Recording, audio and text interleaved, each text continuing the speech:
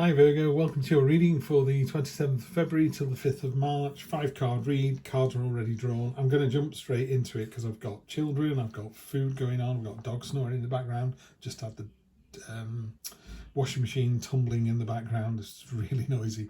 Don't watch the Taurus video unless you really want to, it's all over the shop. Anyway, Virgo, we're here to talk about you. So we're going to start off with the Queen of Cups. Queen of Cups is a wonderfully gentle and settled energy. She's about balance and harmony and just bringing things together. She's fierce, don't be fooled. It's a gentle energy, not a gentle person. She's just able to kind of calm everything down. So you've got a nice calm bed to put these cards on, and you really do need to. When I was putting these cards out, I was thinking of Lost in Space, and it goes, danger, Will Robinson, danger. And I'm just thinking that's what this feels like to me here. This feels like a warning for you this week, Virgo. I don't know what's going on, but it's quite significant and there's a lot of noise around it. So we'll start off with present position. Sorry, I'm just getting these cards ready as well. Present position, present expectation, unexpected, short-term future, long-term future. Short-term future is next week, long-term future next 1, 2, 3 weeks. That's a real warning card on there as well, that 5 of Swords. So we'll get that clarified. I don't like the 5 of Swords, it's the worst card in the deck. 5 of Swords and the 5 of Pentacles. Don't like those spiky 5s. 5 of Cups is okay, but yeah. Each to their own. So we start off with the 10 of Swords. 10 of Swords is the end of something. It's not just the end of a chapter. You're not going from chapter 3 to chapter 4. It's the final chapter in all 7 Harry Potter books. It's done and dusted. Yes, you could read them again, but it won't have the same effect. It is absolutely dead, done, dusted. In the Rider-Waite, Coleman, Smith deck, Rider-Waite, Smith, Palmer Smith, yeah, Coleman, Smith. But in the Rider-Waite deck, there is a king with 10 swords in his back, and he's making the sign of the sort of universal blessing sign. So he's kind of going, okay, my time is done, it's dead, done and over with. But there is something coming, there is a new dawn rising. And this card talks about that. It says, in all of this gloom, hope still remains, something still survives. But it's very definitely the end of something. So you're going from the 10 and then you go straight down to the 2. Your expectation as well is you're sort of not getting anywhere. You're banging heads with someone. These 2 swords are just wearing each other down. One person's going Labour, the other one's going Conservative. Conservative, Labour, Labour, Conservative. And they're both putting forward their case, and the one's rebuking it. And you're not getting anywhere. And someone wants to kind of walk in and go, what about Liberals? And everyone goes to say, what now? And it's a card of friction, and it's a card of stalemate and stagnation. So it's in your present situation sounds pretty tough, Virgo, I have to say. What's in the unexpected position is you're just going to go, do you know what? I just need to kick back, try and see the bigger picture. I need to see their point of view. Love this card. It's one of my favourite cards in this deck. He's given himself up to the earth. He's going back to nature, transforming these butterflies, ideas and generation and change. He's prepared to learn from his mistakes. He's prepared to become something else. He's looking at life in a completely different way. You're losing the battle to win the war. It's really transformative. And then next to that, you've got the really transformative Death card. Death card isn't about death, although, I'm sure somebody somewhere is experiencing a passing of some kind, but it's more to do with change. On the other side of that veil, we don't know where we end up. We don't know what it looks like. But this is a card of there is a change coming, and it's a very definite change. It is literally being made redundant, getting divorced. Or I don't know, something fundamental is changing. Yeah. And I don't think you're unhappy about this. It doesn't feel to me like this is something you're being forced into. This is something has been coming for a while. I'm on my second and final wife, not literally on them. I'm sat on a chair, but I'm on my second and final wife.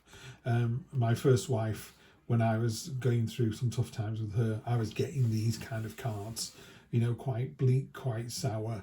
And it was more to do with, you need to realise that this is done and dusted. It's almost like back pain. When it goes away, it's such a relief. It doesn't go away next week, by the way. I think you've got a week of just getting through it. So, and then we've got the 5. The 5 here is a card of deceit and selfishness. This isn't you, this is somebody else. These are you. I used to think these were 4 individual peoples. I'm now coming to think of them as the four facets of you, the good day, the bad day, I don't know, whatever you want to break yourself down into, but those 4 kind of quarters of Steve are all getting sort of chipped away. It's having the life sucked out of them to the benefit of someone else. You know, this is someone letting someone walk all over them. I'm not saying that that's you, and this is definitely isn't you. This is happening to you. So let's clarify and see how we get out of this one. It could just be that it's just a bad week. You know, not every week is, you know, something out of a Disney movie. Sometimes you just have to get through it, and then the following week is all the sweeter. Knight of Pentacles, yeah, it's slow moving as well. The 5. You're in a really tough week, Virgo. I'm not lying. Okay, could be about another person. You've got death on top of death, and the 4 of Wands. Okay, well, there is some good news. Yeah, okay, and you've got the Woods as well. Right, that's quite unusual. So I'm going to put that up there. I wouldn't normally place that card. So the Knight of Pentacles is, what are you waiting for? You know, this has happened now. What are you waiting for? You just need to admit defeat, or maybe you've gone for a job and it was going to be your dream job and you've told your friends and you'd already started picking out furniture for the new place you were going to live and you were going to do another country, and it was all very exciting and it was going really well, and then it's just stopped. Yeah, and it could have stopped due to nothing to do with you at all. It's just stopped, and you just have to go, okay, that's it, game over. And this card is saying to me, what are you waiting for? Why are you still looking at this? That's done, dusted over. If you're in a relationship, and again, we've got the 2 down here, which is the soulmate card. Maybe you've just seen your partner walking down the street with someone else, and it's like, they're not walking down the street like friends. And everything you go, do you know what? That explains to me what's been going on the last few weeks, months, years. Boom, that's the moment. And it's just like, move on, yeah? What your expectation is a bit sort of, oh, woe is me, and you're going to start wailing to your friends. And that's not inappropriate. You know, if you're having a bad week, you've got a network of friends who are going to listen to you. But this is a card that talks about, you know, don't draw attention to your weaknesses. You know, if you've seen your partner with someone else, go and get your hair and nails done, get out to the gym, go out with your mates, just feel good about yourself, look in the mirror and go, yeah, I'm you know, their mistake and not me. There you go, it's their mistake, not yours. So taking this idea of seeing the situation from another point of view, that this got the soulmate card on top of it. So the 2 of you have come together. This could be either your higher self or your significant other. Now it could be that something, you know, I was talking before, it's very definitely the end of something, but you know, I'm talking about getting to the very last chapter of the very last Harry Potter book. They're all done and dusted. This doesn't mean to say that you're in a relationship and you're not going to go out with that person anymore. It could be something as simple as, for months and months they've been working nights and finally you've got some work days and it's not worked out as well as you thought. So there just needs to be a bit more work on there. You need to see that they're going, do you know what, we don't need to see each other 24/7, and I've got less money now than I had before. So it's not a sour reading, but it is there's a stepwise change coming in. There's something that needs to go from here to here. Yeah, and again, we're talking about this kind of, yeah, what are you waiting for? There's a real sense of movement. I've never seen the Death card on top of the Death card. Very much transformation, change. Let's see what Heidi says about the Death card in hers, which is 13, of course it is. Change, release, transformation. Generally speaking, the Death card represents change and transition, not actual death.